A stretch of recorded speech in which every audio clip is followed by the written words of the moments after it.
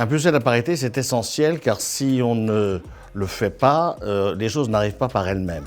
Je crois que pour vraiment progresser dans la parité, il y a plusieurs conditions. La première, c'est qu'il faut avoir des convictions très fermes. Par exemple, que l'égalité salaire entre les hommes et les femmes ne se discute pas, il faut la faire immédiatement. Et que la progression doit être régulière. On ne peut pas passer de rien à tout. Donc il faut avoir la conviction qu'il faut y aller de façon graduelle. Deuxièmement, il faut des actions réelles, c'est-à-dire la formation, du coaching.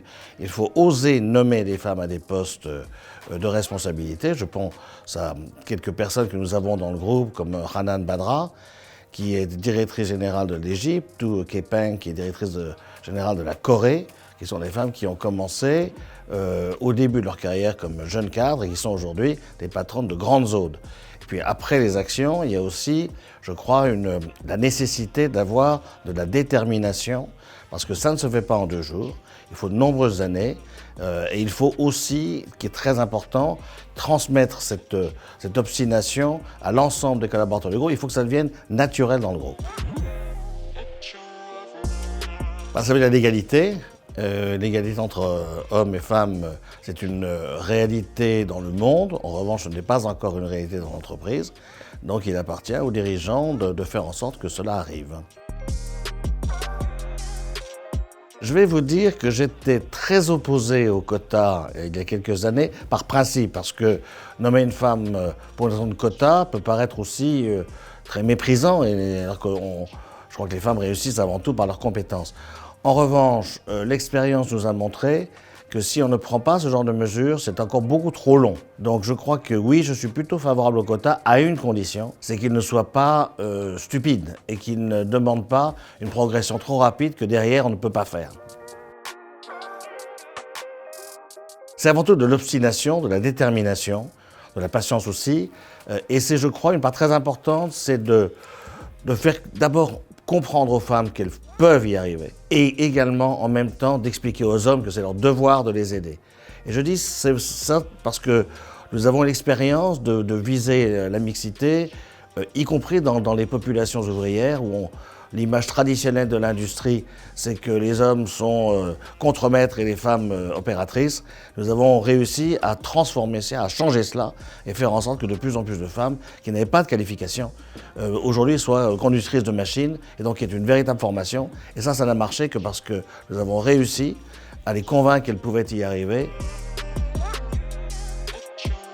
La croissance, c'est que nous ayons autant de femmes managers que nous avons de femmes dans le groupe, c'est-à-dire 42%. Je dirais qu'on y serait au 42% si nous n'avions pas eu l'acquisition récente d'une société en Allemagne. Vous savez qu'en Allemagne, très curieusement, le taux de féminisation est traditionnellement beaucoup plus faible parce que c'est culturel, mais on trouve ça dans d'autres pays comme la Corée, comme d'autres pays, mais c'est vrai que ça nous a beaucoup fait régresser. Donc c'est retrouver ce taux, et puis bien sûr, d'avoir un taux élevé de femmes dans nos instances dirigeantes. Je me réjouis quand même que nous ayons aujourd'hui, au sein du COMEX, plus de 20%, et surtout qu'au sein du comité de direction générale, donc les 5 postes les plus importants du groupe, nous ayons 40% de femmes, et même 53% dans le conseil. Donc vous voyez que nous avons déjà fait des progrès. Il reste à faire, mais je pense qu'on a bien avancé.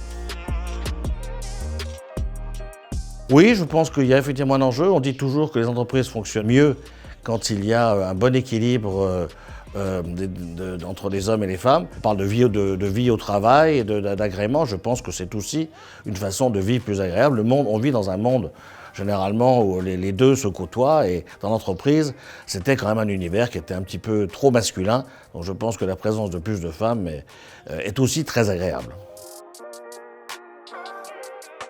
Disons, je vais le dire différemment. Elle est peut-être en avance dans certains pays, mais elle est très en retard dans d'autres. Nous avons une mentalité de Français, nous sommes un groupe français, donc je crois qu'il faut que l'entreprise, de ce point de vue-là, rejoigne la pratique normale française.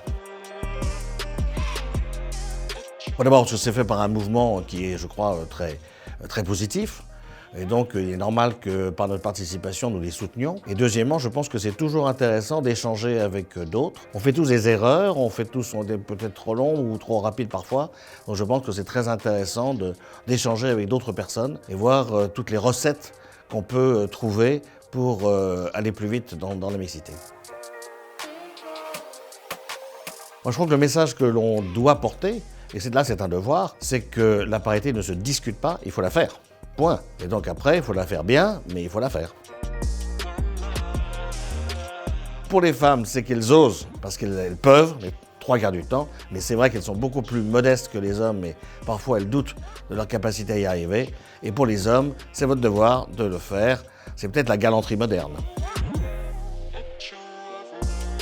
Je crois qu'aujourd'hui, dans ce monde digital, ne pas au moins se connecter, c'est quasiment montrer que ça ne nous intéresse pas.